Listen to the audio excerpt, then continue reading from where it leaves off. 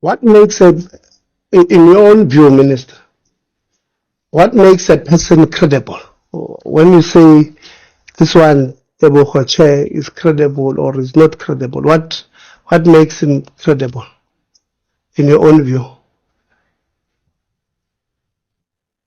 Minister? What makes a person credible, Chair, is exactly how it is defined when you Google. By encyclopedia, you'll see what it means. Exactly that. You are not going to answer us.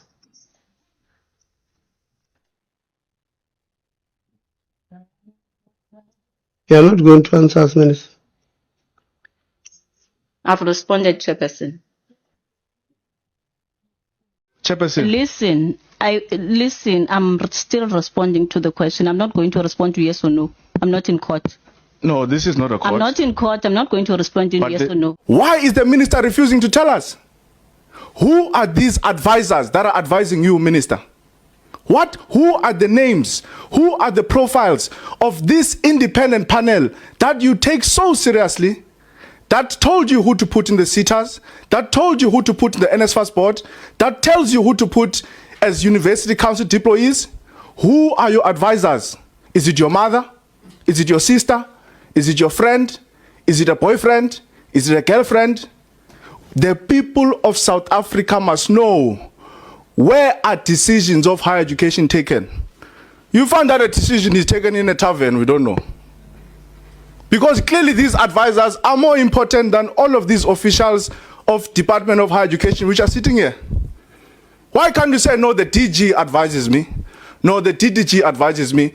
There is a group, there is a clique in higher education that advises the minister, yet the minister does not want to tell us who these advisors are. So because of time, I'm asking you a yes or no question.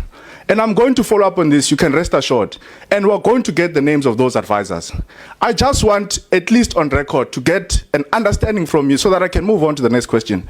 Are you willing to tell us who are these people that advise you to make appointments to sitters, to make appointments in NSFAS, to make appointments to universities, to make appointments in TVET colleges? Yes or no? So that I can move on to the next question. Thank you, Minister.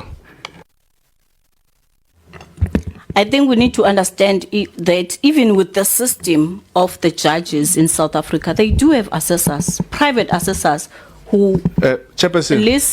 Listen, I'm still responding to the question. I'm not going to respond to yes or no. I'm not in court. No, this is not a court. I'm not in court. I'm not going to respond in yes or no. Chairperson, you advised the minister on the issue of time. Yeah. I simply want to understand if the minister is willing to tell us the panel. If she's not willing to, she must say, I don't want to tell you who advises me. And then I've got a mechanism to find out who advises her. And I'm going to find out who's advising her.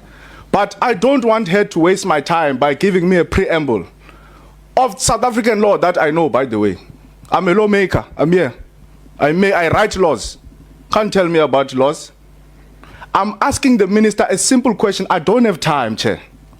Is the minister willing to tell the people of South Africa? Is the minister willing to tell this committee? Is the minister willing to be open, transparent, and accountable and tell us who advises her to make deployments to NSFAS, to make deployments to sitters, to make deployment in institutions of higher learning? If she's not willing, she can just say, I'm not willing. So that I can move on to the next question, Chairperson. I'm asking you now, Chair, not the minister. Please, can you assist in this process? Chair, it is not compulsory for me to disclose the independent assessor. The independent panel that is assisting the minister. I'll first find out from them, get consent, if they are happy that I disclose their names. I cannot just come here and disclose information. I need to comply with the relevant legislation. No, thank you. I don't take that response from the minister. And like I said, I will make sure that we get those names. Because even if we're not paying these people are exercising public power because they've got influence on the minister. They advise the minister who to appoint in NSFAS, who to appoint in sitters. They advise the minister how public money is spent. And clearly the minister takes them very seriously because she says to us, I listen to this independent panel. So we're going to tell... And just like that, President Cyril Ramaphosa has fired Higher Education Minister Unobuhle Nkabane. Kabane's firing follows months of controversy over the Sector Education and Training Authority SETA board appointment that saw several African National Congress aligned individuals appointed. Her axing also comes a day before she was set to appear before Parliament's Higher Education Committee to explain the SETA board appointment process after failing to appear in the last two committee meetings. Now, Minister Nkabane on Monday evening issued a statement confirming her removal as Higher Education Minister. In the statement, Nkabane thanked President Cyril Ramaphosa for entrusting her with the responsibility to serve as a Minister of Higher Education. She said it was a privilege to lead such a crucial portfolio, and she remained committed to service of South Africans and the country's development. The DA Karabo Kaku had earlier on Monday called for her removal. It is not clear whether the committee will move forward with its meeting on Tuesday, which is tomorrow, when Nkabane was set to appear alongside other members of the panel who were involved in the initial evaluation and nomination of the candidate to the SETA chairperson. Now, Deputy Minister of Higher Education and Training, tman has been appointed as the new minister. Ramaphosa also appointed former KwaZulu-Natal Premier Dr. Nomusa Dube as the new Deputy Minister of Higher Education and Training. The appointment is seen as an effort to bring experienced leadership and credibility to the embattled department.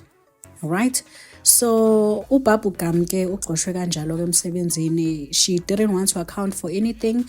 She was called Parliament 2 times. She didn't appear after that Bubblegum Parliament briefing we previously had. Girl, it just was nonchalant, she didn't care. You would swear ukuthi department yakubo the way kade ngakhona noma mhlasimbe the country owes her something, noma country yona emncengile, there's no one who's as qualified ongangena esikhundleni sakhe. Ugele nje ubeka bengenandaba nje. She lacked professionalism eParliament. Imagine office in like she didn't want to account for anything. Anyway, police have made an arrest in connection with the assassination of Opa John Sefoka, also known as DJ Sumbody. It is understood that businessman Ukadiso KT Molefe was arrested at his Sentin home on Monday. Molefe and alleged hitman Michelle Puletau, Umusa Kekana and Tleho Floyd Mabuyisela before court and awaiting trial for the hit of engineer Lawasifarineheng Amanswat in April last year. At the time of his arrest, Molefe was out on bail. Ukekane and Mabusela also faced charges of attempted murder relating to a failed hit on actress and socialite Tebego Tobichane, an attack allegedly set in motion by her former lover, Tender Don Vosmuzi Ket Matlala. Now, this is a developing story.